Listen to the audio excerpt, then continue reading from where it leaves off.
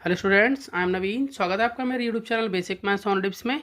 और इस वीडियो में मैं करने वाला हूं class 9th chapter number system के topic exponent of real number से रिलेटेड इंपॉर्टेंट क्वेश्चन, जो कि मैंने आर डी शर्मा से लिया है। तो चलिए शुरू करते हैं। तो देखिए, यहाँ पर हमें इस इक्वेशन को एक्स के लिए सॉल्व करना है। तो सबसे पहले अगर हम यहाँ देखें लेफ्ट हैंड साइड में, तो इससे पहले हम एक चीज़ समझते हैं। देखिए, अगर क्यूब रूट एक्स लिखा हुआ हो तो हम इसको इस तरह से भी लिख सकते हैं, एक्स की पावर 1/3।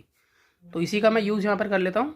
तो देखिए, इस तरह से मैं इसको लिख सकता हूँ कि 5 की पावर 0 प्लस 2/3 का होल स्क्वायर, और इसकी जगह पर, यहाँ क्यूब रूट की जगह पर मैं इसकी पावर लगा सकता हूँ 1/3। और यहाँ पर देखें तो 0.6।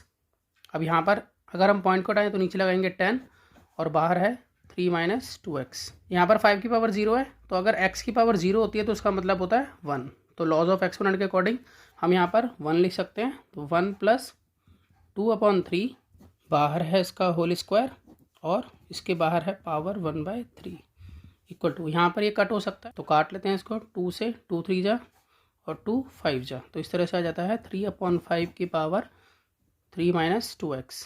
अब आगे से और सॉल्व करते हैं। तो देखिए, यहाँ पर हम 1 के नीचे कुछ नहीं तो 1 मानेंगे, और यहाँ हम ले लेते हैं एलसीएम डिनोमिनेटर्स का। डिनोमिनेटर 1 और 3 है, 1 और 3 का एलसीएम आ जाता है यहाँ पर 3। अब 1 की टेबल में 3 जो है वो 3 पर आएगा, तो 3 को ऊपर से मल्टीप्लाई करेंगे तो 3 1 जा 3, यहाँ प्लस का साइन। 3 की टेबल में 3 1 पे आएगा, 1 को ऊपर से मल्टीप्लाई करेंगे तो यहाँ का 2, और यहाँ पर उसकी पावर है 2 और बाहर पावर है 1/3। और यहाँ पर इसको अभी एज इट इज उतार लेते हैं, 3/5 की पावर 3 - 2x। यहाँ पर हम इसको प्लस करते हैं तो आ जाता है 5/3, बाहर है पावर 2 और 1/3 है बाहर पावर। इसको एज इट इज उतारते हैं। अब देखिए, यहाँ पर भी लॉ लगेगा, x की पावर m हो तो ब्रैकेट के बाहर n हो। तो इस केस में हम पावर्स की मल्टीप्लाई करते हैं, तो यहाँ पर हम इन दोनों की मल्टीप्लाई कर देंगे। तो यहाँ पर मल्टीप्लाई करेंगे तो हम लिखेंगे 5/3 2 × 1/3। इसको अभी एच डी उतार रहे हैं। अब आगे हम इसको मल्टीप्लाई करके लिख लेते हैं। तो यहाँ पर हो जाएगा 5/3 की पावर 2/3 इक्वल टू 3/5 की पावर 3 - 2x। अब देखिए, अब ना हम यहाँ पर बेस सेम करेंगे। यहाँ पर 5/3 है, यहाँ पर 3/5 है। तो बेस सेम करने के लिए हमें रेसिप्रोकल करना होगा, तो मैं इसको रेसिप्रोकल कर देता हूँ। तो जब मैं रेसिप्रोकल करूँगा, देखिए x/y की पावर अगर -1 होती है तो इसका मतलब होता है y/x। y/x यानी कि इसकी पावर यहाँ 1। तो इस फॉर्म में हमें यहाँ पर दिया हुआ है, तो हम इस फॉर्म में इसको डाल लेते हैं। तो हम यहाँ इसको जब रेसिप्रोकल करेंगे तो ये 3/5 हो जाएगा, और ये जो माइनस है वो इस पर पुट हो जाएगा। तो 2/3 जो है वो यहाँ माइनस का लिखा जाएगा पावर, और इक्वल टू यहाँ 3/5 की पावर 3 - 2x। अब देखिए, यहाँ पर बेस सेम हो चुके हैं। तो जब बेस सेम होते हैं तो एक्सपोनेंट भी इक्वल होते हैं। तो इसलिए मैं यहाँ पे लिख लेता हूँ कि since base same then exponent also equal.